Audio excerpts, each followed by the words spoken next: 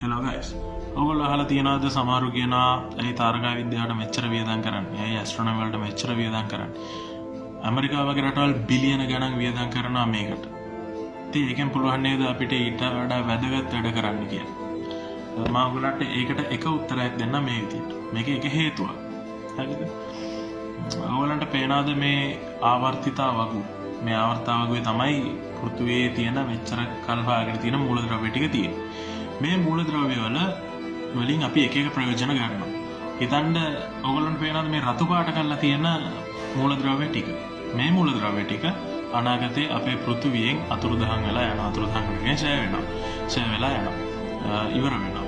එතකොට හිතන්න ඉන්ඩියම් ගැලියම් වගේ මූලද්‍රව්‍ය පෘථිවියෙන් ඡය වුණොත් එහෙම අපේ ඔටෝමොබයිල් එයාර්ක්‍රාෆ්ට් මේ වගේ ශේෂ්ත්‍රයන්ට ලොකු තර්ජනයක් වෙනවා. ඒ ඔක්කොම පැත්තකින් දිහා හිතන්න පොස්පරස් නැති වුණොත් පොස්පරස් වලින් තමයි පෝර හදන්නේ. එතකොට දැනටත් අපේ පෘථිවියේ ආහාර අර්බුදයකට ලක් වෙමින් තියෙනවා. එතකොට පොස්පරස් නැති වුණොත් අපේ පෘථිවියේ ආහාර සැපයුමෙන් ෆුඩ් සප්ලයි එකකින් 90%කට බලපෑම එල්ල වෙනවා. ඉතින් ඔයගොල්ලෝ හිතන්න මේකට ඇස්ට්‍රොනොමි වල විසඳුමක් තියෙනවා. ඒ තමයි ස්පේස් මයිනින්, ඇස්ටරොයිඩ් මයිනින්.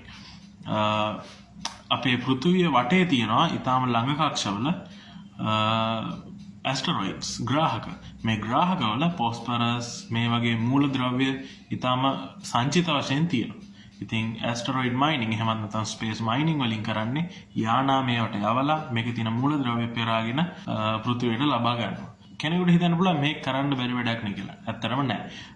මේ වෙනකොටත් ප්ලැනටරි රිසෝසස් වගේ ආයතන මේ සඳහා ඩෙඩිකේට් වෙලා තියෙනවා. ඉතින් ඔයගොල්ලෝ හිතන්න ආහාර අර්බුදයට උත්තර හොයනවා කියන එක වැදගත් වැඩක් නෙමෙයිද කියලා. ඉතින් අපි තව වීඩියෝ එකකින් හම්බ වෙමු. එතකන් good bye.